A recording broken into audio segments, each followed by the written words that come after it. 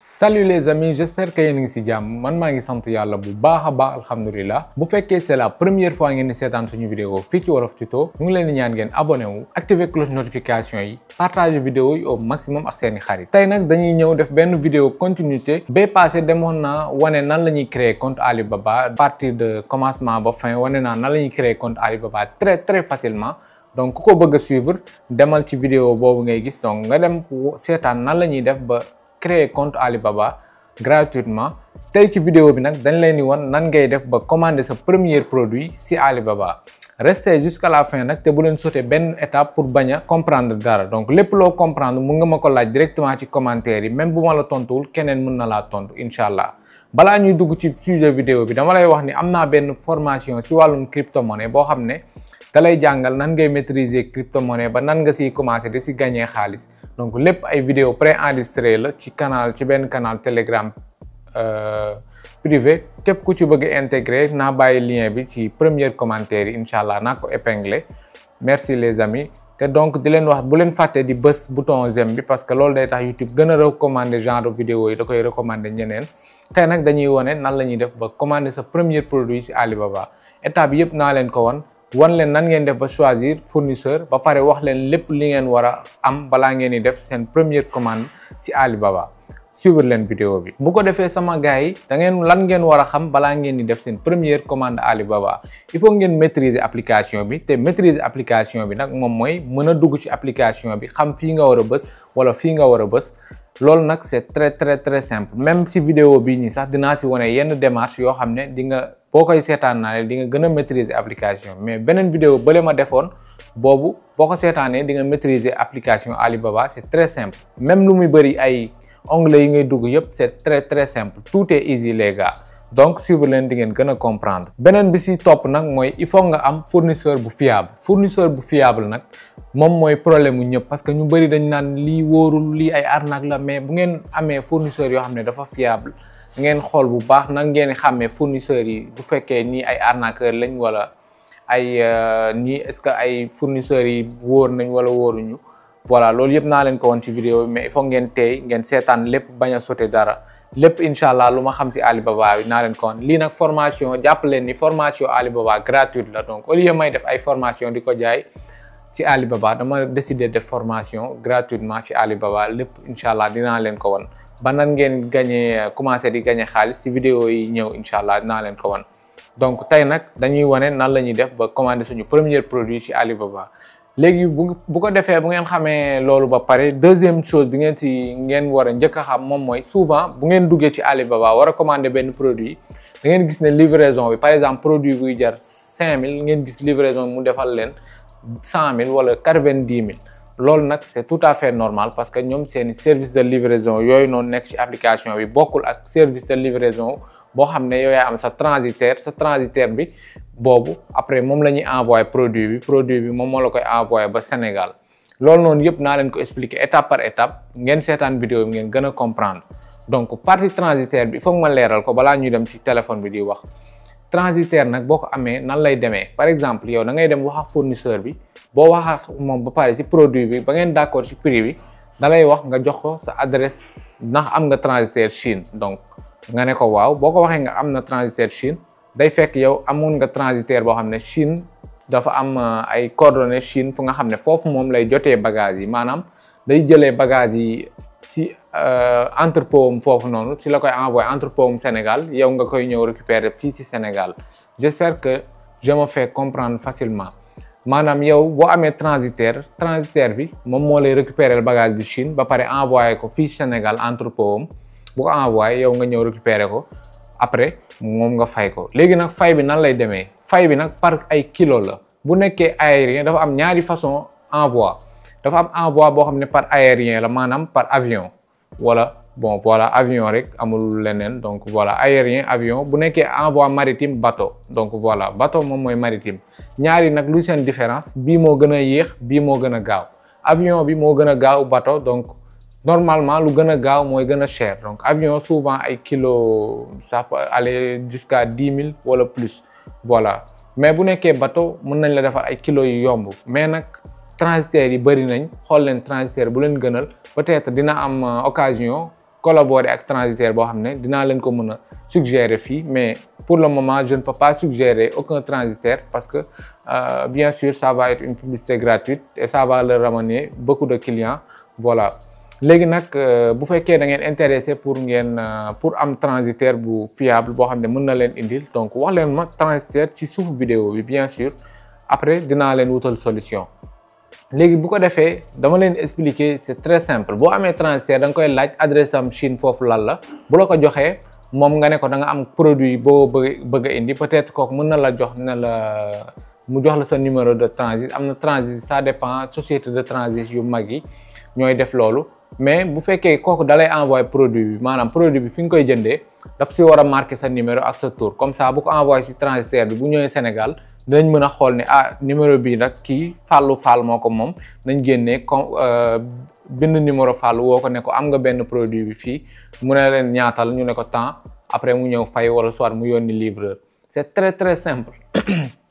pour ngeen commander si Alibaba. deuxième chose bu gën a compliqué moom mooy mode de paiement yi. mode de paiement yi nag souvent ñun carte bancaire la ñuy utiliser, maanaam carte bancaire bi ngeen gis souvent.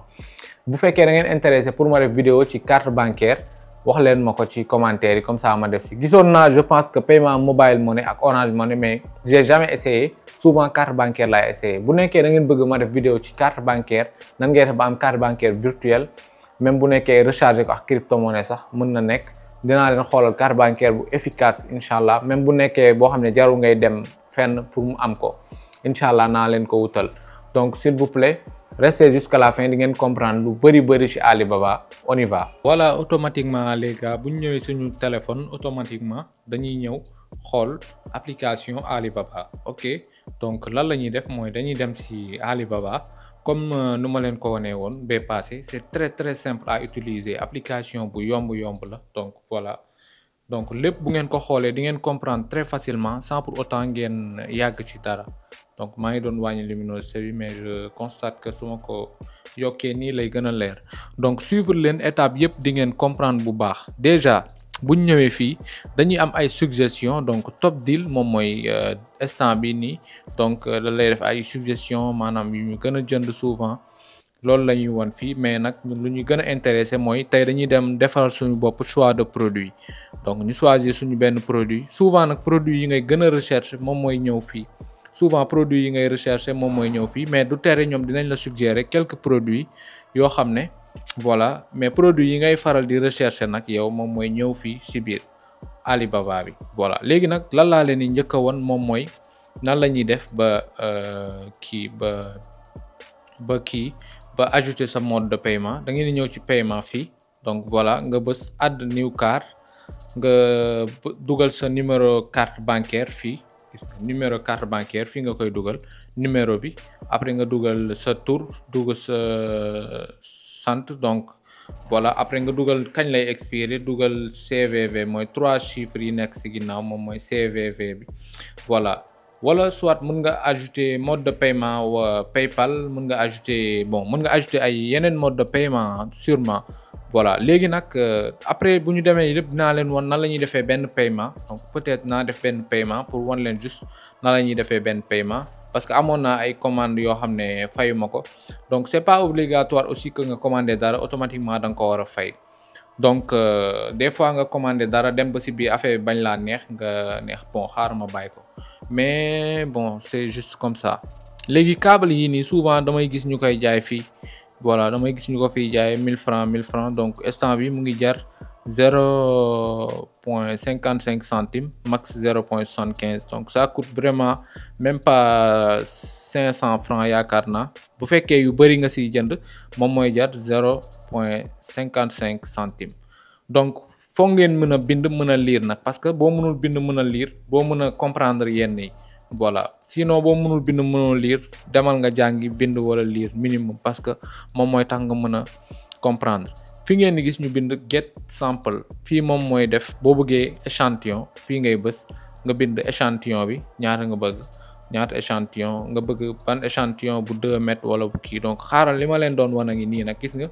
bu ma waxee affaire bi mu ngi jar 0,75 bu 2 mètres bi, bu 1 mètre bi mu ngi jar 0,55. donc par taille la quoi. câble yi am na bu gudd am na bu gàtt moom la leen bindal nii donc exemple laa leen jox ak câble yi mais am na yeneen yu bëri. léegi bu ñu ñëwee bés fii nii da leen woon $30 total alors que matul warul mat sax dara léegi bu leen daf leen wax ni pour shipping express maanaam livraison express bi entre 9 ba 12 jours la à $30 maanaam 15 000 c'est très cher donc voilà. mais nag naa leen woon nan ngeen di def ba am ay livraison yi nga xam ne c'est dafay moins cher bu baax a baax du leen coûter dara donc voilà. léegi mën ngeen dem par exemple rechercher par exemple ñu rechercher bracelet. ok bracelet. ok bracelet d'accord bracelet par exemple ñu xool ay bracelet gis ngeen mooy temps yi jigéen yi ñu daan defar nii sax fii sax da nga ko fiy gis mooy yi nga xam ne dañ ko doon nas xaw ma sàmbala la tudd xaw ma donc da ngeen ko doon gis da ngeen koy gis fii gis ngeen ay bracelet yu nice voilà ay plaques yi nga xam ne mën nañ ko personnaliser bien sûr. fii am na ay affaires yu bëri yi nga xam ne man sax xaw ma ko donc am na yi nga xam ne mën nga jënd ay affaire wax fournisseur bi mu wax ko ndax am ngeen personnalisé maanaam ñu defal la si li nga bëgg wala ni nga ko bëggee nga ay genre bracelet pétaaw ak lépp loo bëgg am na fi donc voilà y a beaucoup de choses qui peuvent se vendre ici. par exemple dañuy ñëw xool benn bracelet bu ñu neex ñu ñëw dem ma won leen nan ngeen di def ba wax ak fournisseur. donc souvent nag bu ngeen gisee balaa ma leen waxal fournisseur dama leen won souvent fournisseurs yi ngeen gis fii ñu bind verified yi ngeen fi ngeen gis ñu bind verified fii nii souvent fournisseurs yoo xam ne dañ leen vérifier ci Alibaba bi donc ñoom ngay gis fii. donc boo bëggee di leen gis souvent da ngay ñëw choisir verified supply donc les vendeurs vérifiés souvent ñoom rek ngay gis. léegi nag naa leen won souvent aussi yan fournisseur nga xam ne yow mosoo leen waroo leen di leen choisir. par exemple bu ñu bindoon produit yi nga xam ne dafa rare yi nga xam ne par exemple mën na bañ a am sax fii nii directement donc bu ñu ñëwoon bind Starlink ok Starlink souvent bu ñu ñëwoon xool par exemple gis ngeen bu ngeen xoolee ci suufu par exemple vendeur bii nii gis ngeen ci 1 year gis ngeen 1YR fi ngeen ko gis foofu ñu bind ci CN moom mooy signifier China moom mooy bi vendeur bi Chine la nekk. c'est pas parce que vendeur bi du vérifier rek. c'est pas parce que bu binduñu ci vérifier rek vendeur bi du ko wóor mais naa leen won vendeur bu wóorul léegi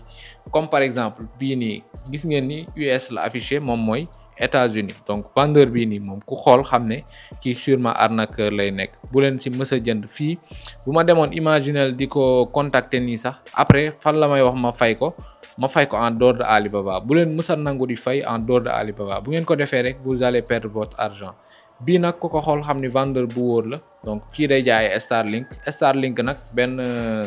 internet la boo xam ne da lay permettre benn parabole boo xam ne Elon Musk moo ko créé woon pour di la permettre accès à internet partout où tu es dans le monde fépp foo mënti nekk di nga am accès internet ak satellite. donc lii parabole buy capté donc voilà juste que dama leen doon woon exemple comme par exemple bu ñu demoon bind moto ñu bind XADV ok. ñu bind XADV di nga gis comme gis nga ay fournisseurs yu lay wan ay XADV $1000 yenn prix yi sax boo ko xoolee di nga xam ne lii du dëgg bokk. gis ngeen yi ay BW xaw ma ban dëkk la ay Kenya et cetera donc souvent yii nii du dëgg même am na yoo xam ne sax ay China lay nekk te du dëgg. lan ngeen warul def daal yan erreur ngeen warul def moom mooy dem di fay en dehors de Alibaba comme ça ngeen wax ak fournisseur ba pare mu ne leen ngeen ñëw WhatsApp mu ne leen ngeen wax ba d'accord mu ne leen nga envoyé ko paiement Western Union xamal ni boo ko envoyé doo mus a jot dara sa pertement ngay jot te am na yeneen arnaque sax yoo xam ne rawatina loolu. donc bu ñu ñëwee xool par exemple montre bi rafet na trop donc dañuy ñëw bës soit ñu bës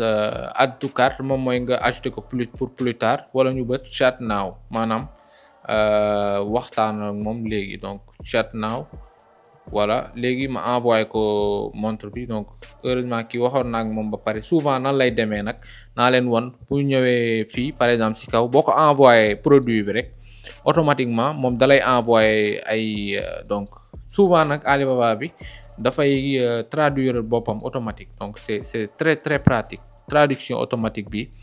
voilà moo nekk nii gis nga da lay wax notre caractéristique du produit imperméabilise donc acide inoxydable et cetera maanaam caractéristique produit bi yëpp la lay wax fii donc c'est très intéressant après nag nga laaj ko vous avez des packs de montres pour hommes nga laaj ko daal li nga soxla yëpp loo ko laaj rek moom dina la ko mën a wax la lépp ñaata la bu la fekkee par exemple dalaa laaj ba ngeen dem ba wax fan ngeen ba d'accord ci prix après nga jox ko sa adresse de livraison mu mën la ko livrer directement ci sa adresse boobu après kooku mën la ko indil ba Sénégal donc c'est très facile donc voilà c'est très facile de commander sur Alibaba te am na ay services yu bari yi nga xam ne yu bari yoo xam ne sax même du ay service su ay affaires yi ngay jënd kii mais ay services en ligne bari na donc peut-être un jour on va en parler mais je sais pas du tout comme par exemple naa leen woon benn achat bu ma defoon donc xaaral ma ñëwaat ci sama message précédent wu fournisseur bi donc lii nii benn appareil boo xam ne lay permettre nga amplifier sa réseau parce que ñun suñu kër fi mu nekk nii donc dafa am problème de réseau donc naa leen woon étape bu ma suivre ba jënd produit bi donc bi ma gisee produit bi ma xool dem ci détails yi donc il faut ngeen ñëw produit ngeen dem détail xool détail yu produit comme yenn ay produits électroniques yi donc gis ngeen bu ma xoolee fii nii anglais la ne puisque man Samsung laa yor damay ñëw bës juste fii après ma bës traduire bi automatiquement mu traduire ko donc ma lire traduction bi xool bu fekkee doy na ma defaat ni continuer defaat samay lecture dem xool ay tutoriel xool ay vidéo bu fekkee am na ay vidéo ci fii ma xool ay vidéo bu nekkee amul vidéo ma dem xool ci YouTube bi peut-être dina am vidéo mais c'est pas forcément que YouTube bi dina am vidéo donc voilà léegi nag après bu ma paree ci loolu ma xool produit bi xool alternative yeeg yooyu noonu xool caractéristique gu maximum ci produit bi parce que c'est l'essentiel boo xool loolu rek après ëllëg yaay boo jëndee benn produit yaa jënd loo xam ne xamoo ko moo tax des fois nit ñi ñooy naan Alibaba arnaque la mais juste que ñoom ñooy jënd lu nga xam ne xamuñu ko donc c'est tout à fait normal que boo jëndee loo xam ne xamoo ko da nga yaakaar ni lii dañ laa nax alors que yow yaa jënd li nga xam ne xamoo ko donc gis ngeen fii nii par exemple bind na ma anglais mais affaire bi traduire automatique donc c'est juste que c'est normal des fois mais c'est très facile man bu fekkee dama bëgg a traduire nii laay def te iPhone aussi am na ay traduction yoo xam ne mun nga ko def juste ak ay juste quelques clics wala soit nga copier texte bi nii dem Google traduction wala donc fii am na option de traduction automatique da ngeen ko war a activer donc naa leen ko wan léegi xaaral ma woon leen ko donc bu ñu demee ci Alibaba ci My Alibaba yaakaar naa ci paramètres yi normalement am na fu ñuy bind language donc English ngeen koy def wala français donc man français laa koy def donc puisque man français donc man damay anglais nag laay gën a wax donc moo tax ma bàyyi woon ko anglais léegi ma def ko mais am na option fu ñuy bind traduction automatique donc est-ce que newul ci discussion yi je pense bien sûr peut-être donc peut-être que fii la nekk demande de tarif paramètre de traduction mu ngi nii donc bu ngeen ñëwee ci discussion fournisseur bu ngeen mënti ñëw da ngeen di ñëw ci plus bi après ngeen bës paramètre de traduction ngeen bës traduction traduire les messages reçus en ngeen bës foofu choisir français donc voilà après ngeen bës bu la neexee aussi traduire les messages envoyés mais bi bon jarul ngeen koy def su leen neexee donc jarul ngeen koy def parce que ñoom aussi dañuy traduire automatique donc c'est très simple parce que comme mu ngi mel ne da nga gis dara lu la neex rek nga ñëw di waxaale ak moom donc ci internet bi comme Facebook ak yooyu rek voilà donc puisque man je suis très fan de montres ak de chaussures donc moo tax ngeen gis souvent samay recherche ça se porte juste sur les montres ak les chaussures donc voilà mais aussi même bu dul ay jënd en gros mën nga jëndal sa bopp lu nga xam ne soxla nga ko comme par exemple nga soxla benn caméra bëgg ko jënd mën nga ko jëndal sa bopp directement wala nga soxla benn affaire boo bëgg a jënd mën nga ko jënd directement ci Alibaba comme par exemple filtre AO bi nii donc je pense que 10 000 litres la mën a filtrer mais nag comme li ma leen di wax rek bu leen jënd lu nga xam ne xamoo leen ko wala ngeen koy gis nii rek juste gis ko ci benn publicité ngeen jënd ko après yéenay tooñ seen bopp donc c'est juste yéen a war a jënd lu ngeen xam ne da ngeen ko xam bu baax par exemple ngeen ñëw jënd benn filtre boo xam ne si ay àll la waroon monté wu ngeen ñëw monté ko si kër affaire bi baaxul ngeen ne lii ay arnaque la c'est juste que yéen a jënd lu ngeen xamul je répète encore souvent nit ñi loolu moo leen di dal. léegi nag dama leen fàtte woon wax aussi am na fournisseurs yoo xam ne dañuy jaay minimum produit yi du ñu jaay par exemple produit bii nii kenn ko jaay par benn minimum 2 pièces donc bindal na leen donc par exemple bu nekkee 50 ba 99 pièces donc $4,70 bu nekkee 100 pièces $4,5 donc même ay centimes day compter loolu ngeen war a xam. fii am na waxaale bien sûr am na waxaale parce que boo gisee benn produit bu la neexee mën nga ko waxaale ak moom ba d'accord ak moom voilà parce que fii comme marché kese la donc am na ñaata ngay waxaale lii ñaata lay jar voilà mais juste jël leen seen temps ngeen maîtriser plateforme bi. produit yi aussi am na catégorie lii wanoon naa leen ko par exemple bu fekkee donc da nga bëgg a seet ay catégorie mais lii souvent na ñi amul objectif ñoo fiy dugg wala ñi nga xam ne xamuñu lu ñuy jënd ñooy dugg di xool fii. voilà mais boo bëggee jënd dara ñëwal fii ci partie recherche bi nga recherche ko après nga dem xooli ko voilà. léegi am na ay yére y a tous les produits que vous voulez chercher mais attention comme li ma leen woon sànq ci wàllum sécurité bi nan ngeen war a def ba xam ni kii fournisseur bu wóor la wala wóorul voilà. léegi nag par exemple bu ñu demee ba wax suñu fournisseur par exemple xaaral ma ñëw ci commande xool par exemple ma dem xool samay paiement en attente donc yi nga xam ne fayaguma ko. voilà comme ay boîtier disque dur bi donc câble hélice donc yi moom jënd naa ko parce que des fois da ngeen di gis fii nii mais yi nga xam ne dama ko mujjee jënd ba pare feneen donc moo tax ngeen gis fayaguma ko lii ay PC gamer et cetera voilà. léegi nag damay ñëw par exemple fay câble yi donc ok léegi nag lan laay def ba fay ko donc da ngay bës payer maintenant. soit léegi paiement yi fii nii rek la lay afficher donc voilà léegi puisque man c'est juste pour vous montrer mais je vais faire vraiment le paiement pour vous montrer donc ma xool sama ban carte laay utiliser donc ñaari donc ma xool $14,95 donc nañ dem xool dollar en CFA bu ngeen bëggee xool da ngeen dem bës dollar en CFA donc 14 ñaata 95 $15 donc nañ def $15 juste mu nekk presque 10 000 ah ok ça coûte presque rien ay câble yu ma commandé woon la donc directement boo pa da ngay ñëw rek nga bës payer automatiquement xama choisir sama carte bancaire bi ok après ngeen xaar gis ngeen lien vers la banque gis ngeen automatiquement day dem mu fay ko donc paiement ne peut pas traiter donc malheureusement sama carte bii nii donc doxul. Peut-être que bi donc bu doxul sûrement rek solde bi fa nekk moo matul parce que kon foog ma recharger ko donc échec du paiement mais en tout cas bu ngeen bëggee fay noonu ngeen di def voilà parce que man damay des fois yenn cartes yi dama koy def juste ay cartes prépayées maanaam su ma bëggee fay ci internet bi